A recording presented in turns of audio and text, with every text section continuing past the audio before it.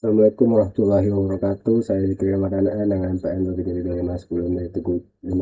Di sini saya akan membuat video untuk memenuhi tugas dari mata kuliah pemrograman mobile yang mana di sini slide 14, yaitu deployment dan EAS sheet 8. Oke, di sini yang pertama ada pre-boot concept, the Gordian Day.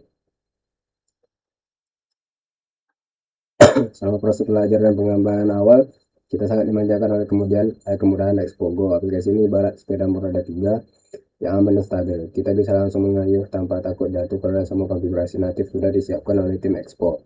Namun saat kita ingin merilis aplikasi ke publik atau menggunakan pustaka natif khusus yang tidak didukung Expogo seperti Bluetooth, Low Energy atau pembayaran in app, kita harus lulus dari sepeda roda 3 ini.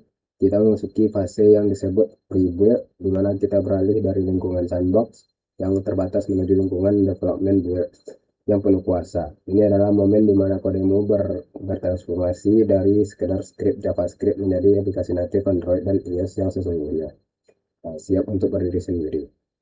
Lalu dulu proses ini disebut ejecting, sebuah istilah yang menakutkan karena bersifat satu arah dan permanen. Saat kamu melakukan eject, Expo akan memuntahkan ribuan baris kode natif, folder Android dan iOS ke dalam proyekmu dan kamu harus merawatnya sendiri selamanya. Jika ada update React Native baru, kamu harus mengedit file Gradle atau code file secara manual, yang seringkali berujung pada konflik dan error yang membuat frustasi. Untungnya era kelam itu sudah berakhir. Sekarang kita menggunakan pendekatan modern yang disebut Continuous Native Generation atau CNG. Lalu yang kedua di sini ada add icons dan splash screens dress to impress. Sebagus apapun kode di belakang layar, pengguna akan menilai bukumu dari sampulnya. Dan dalam konteks aplikasi mobile, sampul itu adalah app icon dan splash screen.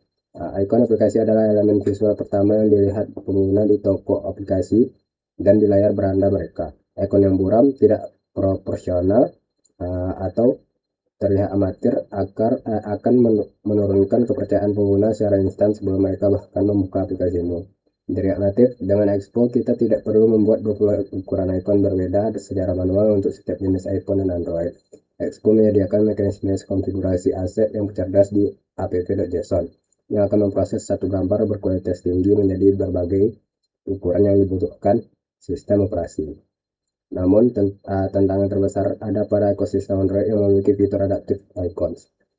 Sejak Android 8, icon tidak lagi hanya berbentuk kotak atau bulat statis, melainkan terdiri dari dua lapisan. Lapisan depan foreground dan lapisan latar belakang background. Lalu yang ketiga ada ES Build, The Cloud Factory. Setelah kode selesai dan aset siap, tiba saatnya untuk mengubah kumpulan teks JavaScript ini menjadi file binary yang bisa diinstal. APK atau AAB untuk Android, .ipa untuk iOS.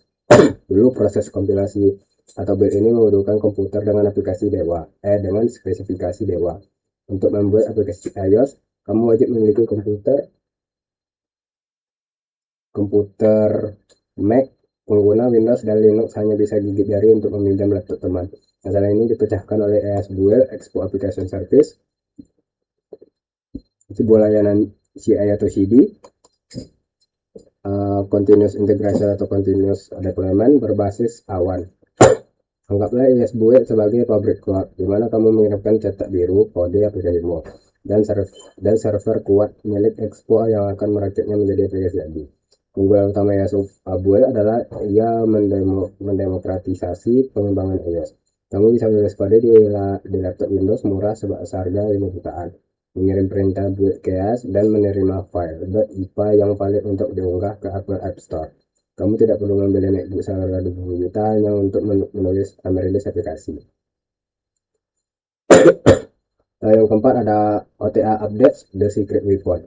Salah satu mimpi buruk terbesar pengembang aplikasi mobile adalah menemukan bug kritis seperti tombol login macet tepat setelah aplikasi dirilis di App Store. Untuk memperbaikinya dengan cara tradisional, kamu harus membetulkan kode, melakukan build ulang selama 30 menit, upload ke store, dan menunggu proses review dari Apple atau Google yang bisa memakan waktu 1 hingga 3 hari.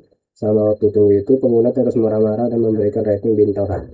Disinilah OTA over the over the air updates atau IAS update hadir sebagai senjata rahasia. Fitur ini memungkinkan kita mengirim perbaikan kode JavaScript dan aset gambar atau font langsung ke aplikasi pengguna melewati antrian review store sepenuhnya.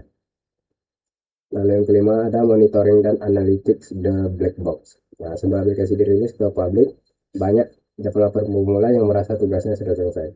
Padahal justru di sini fase terpenting dimulai. Saat aplikasi berjalan di ribuan perangkat dengan kondisi sinyal, baterai dan versi OS yang berbeda-beda, hal aneh pasti akan terjadi. Aplikasi yang berjalan lancar di emulator mungkin tiba-tiba crash di HP Samsung 12 milik pengguna di daerah terpencil.